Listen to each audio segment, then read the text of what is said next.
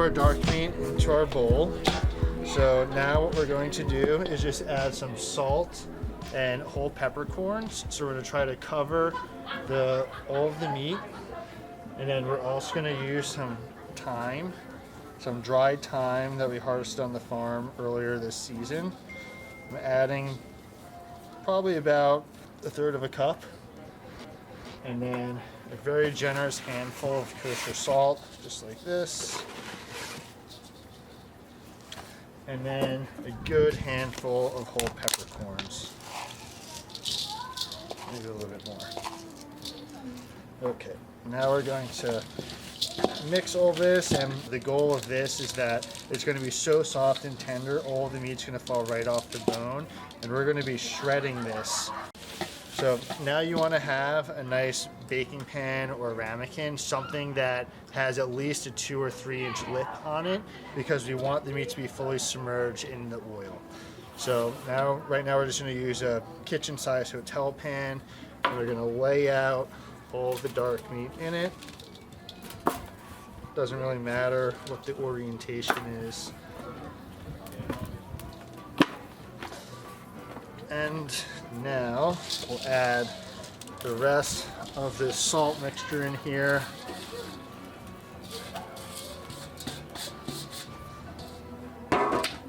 And if you have any fresh herbs, which we do, I'm gonna go, since we're outside, I'm gonna go harvest some sage really quick.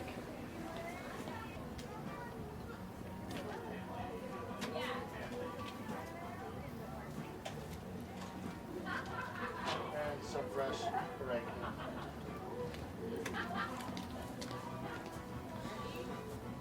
Okay, we'll add this throughout, just like that. If you wanted to add a few more bay leaves, you can also do that. And now we're just going to take some olive oil, and we're going to fill the entire pan with olive oil until the whole pan is full and all of the meat is covered. So this will, for this amount of meat on a 15.5-pound turkey, is using, as you can see, just about an entire 3-liter container of olive oil. Okay, there we go. So now, once this is done and fully submerged, we can move it around a little bit. You could flip them just to make sure there's a nice coating. We're going to cover this up with foil or put a lid on it if you have a casserole pan or a ramekin that comes with a lid. And then we're going to put this in an oven at 250 degrees for about 5 or 6 hours. You really can't go too wrong with cooking it for too long, because being that it's literally being cooked in a bath of fat, there's zero fear of this getting dry whatsoever. But as always, I wouldn't go any less than that, and you should always use a meat thermometer to make sure that your proteins are cooked all the way. So this, we want to make sure the internal temperature is no less than 160, 165 degrees Fahrenheit. And once we reach that temperature, at any point you could pull it out, but I would recommend going longer. Longer is not going to hurt you at all.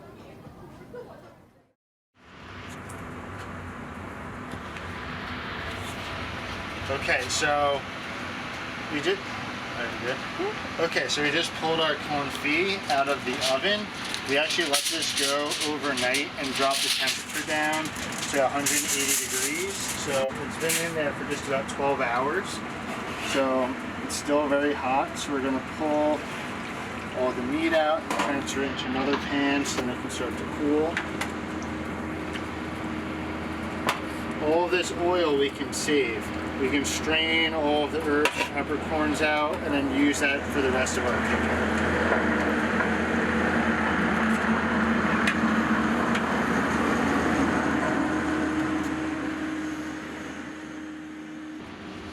Okay, so as you can see, after cooking this long, everything should just completely fall right off the bone.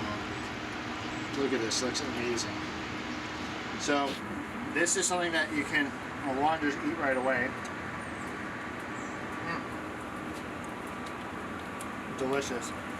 So One of my favorite things to do with this is shred it and pick it apart, and then we'll actually add this to the stuffing. But you could also just shred it apart, serve it as its own thing with the rest of your turkey. Save this for the week after Thanksgiving to make tacos or lunch for your kids or whatever. I mean, it's pretty versatile and it's absolutely delicious.